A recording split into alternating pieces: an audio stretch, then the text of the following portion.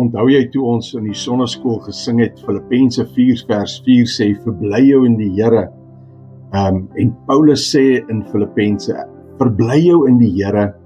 Ek herhaal, verbly jou in die Here. En dan gaan hy deur die hele Filippense, en dit is so 'n opgewonde boek en brief van Paulus aan die gemeente van Filippi.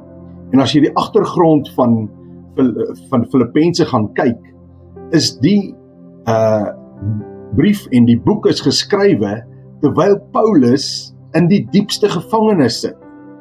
En dit sê net vir my dat Paulus se blydskap, soos wat Nehemia vir ons sê, die blydskap in die Here is sy beskutting.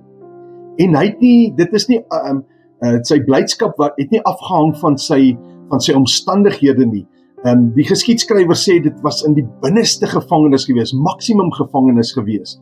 En weet jy wat, ek wil vanaand vir jou sê, dat jou blydskap in die Here gaan jou beskutting wees. Maak nie saak van jou omstandighede nie. Ek weet nie met wie ek moet praat vanaand nie, met wie ek praat nie, ek ken nie omstandighede nie, maar al wat ek weet is dat jou blydskap in die Here is jou beskutting. En as jy gaan bly wees, as daai binneste blydskap wat jy in God het, want jy weet hy is in beheer, dan gaan die trompdeure vir jou oopgaan.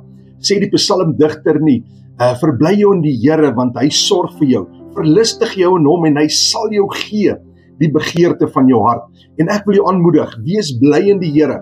Sê ek daardeur dat daar nie omstandighede gaan wees nie, nee, 1000-mal nee. Maar ten midde van die omstandighede, binne in die omstandighede, laat jou blydskap in jou binneste net opborrel. Dis 'n vrug van die Gees, dis deel van die vrug van die Gees.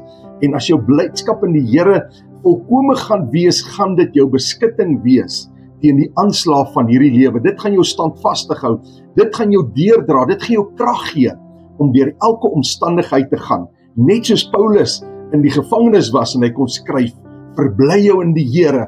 Filippense 4 vers 4 sê, verbly jou in die Here.